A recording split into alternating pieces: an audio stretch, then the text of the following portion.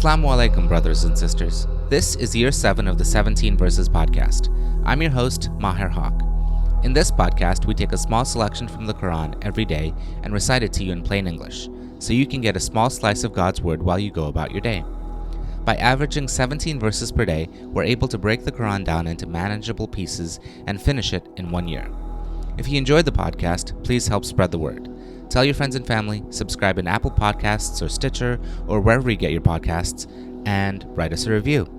Show notes and a transcript can be found at 17verses.com. That's the numbers 17verses.com.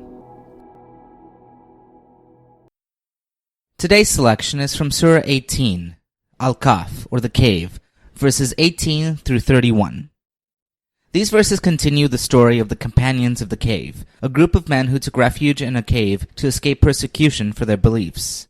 The point of the story is to resolve the disputed issue of life after death. But instead, after the men woke up, people got caught up in debating numbers and years, but not the main point of the story.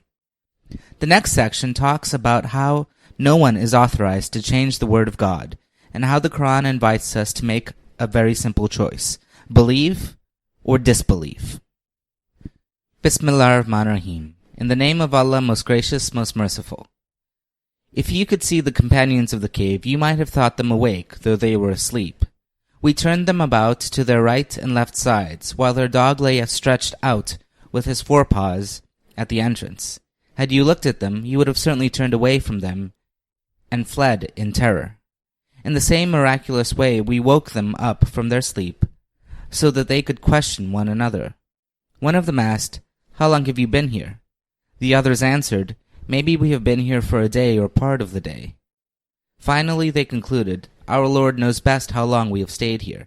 Anyhow, let one of us go to the city with the silver coin, and let him find who has the purest food and bring us something to eat. Let him behave with caution, and let him not disclose our whereabouts, for if they find you out, they will stone you to death or force you back into their faith, and in that case you will never attain felicity." Thus did we reveal their secret to the people, so that they might know that the promise of Allah is true, and that there is no doubt about the coming of the hour of judgment. But what a pity that instead of considering the hour of judgment, they started arguing amongst themselves about their case. Some said, "Erect a building over them. Their Lord knows them best." Those who finally prevailed over the matter said, "We shall indeed erect a place of worship over them." Some will say, "They were 3 and their dog was 4. Others, guessing the unknown, will say they were 5 and their dog was the 6th. And still others will say they were 7 and their dog was the 8th. Say instead, "My Lord alone knows their number. None but a few really know their correct number. Therefore, do not enter into discussion with them about their number except in a cursory way, nor ask any of them, the speculators, about the companions of the cave. Never say of anything, 'I will certainly do it tomorrow,' provided you add, 'if Allah wills.' And if you forget to say this, then call your Lord to mind and say, 'I hope that my Lord shall guide me and bring me ever closer than this to the right way.'" They stayed in their cave 300 years, plus an addition of another 9. O Prophet, say, "Allah knows best how long they stayed. He is the one who knows the secrets of the heavens and the earth. Sharp is his sight and keen is his hearing. They have no protector besides him, and he does not let anyone share in his command. O Prophet, recite what has been revealed to you from the book of your Lord.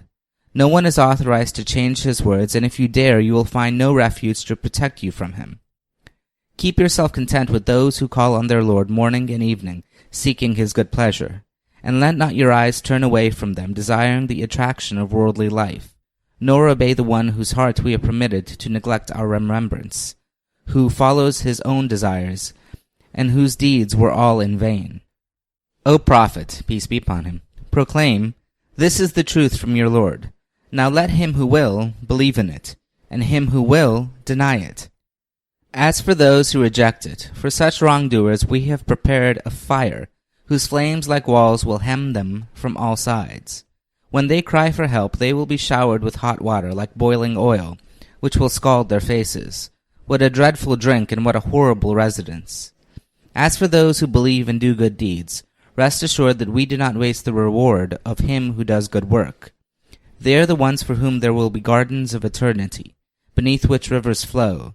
They will be adorned therein with bracelets of gold. They will wear green garments of fine, thick silk and recline on soft couches. What an excellent reward, and what a beautiful residence. Amen. This concludes today's episode of the 17 Verses Podcast. I hope that this selection helps increase your understanding of the Holy Quran just a little bit. If you like the podcast, you can subscribe in iTunes or Stitcher and write us a review. Or you can grab the RSS feed and put it into your own podcast app.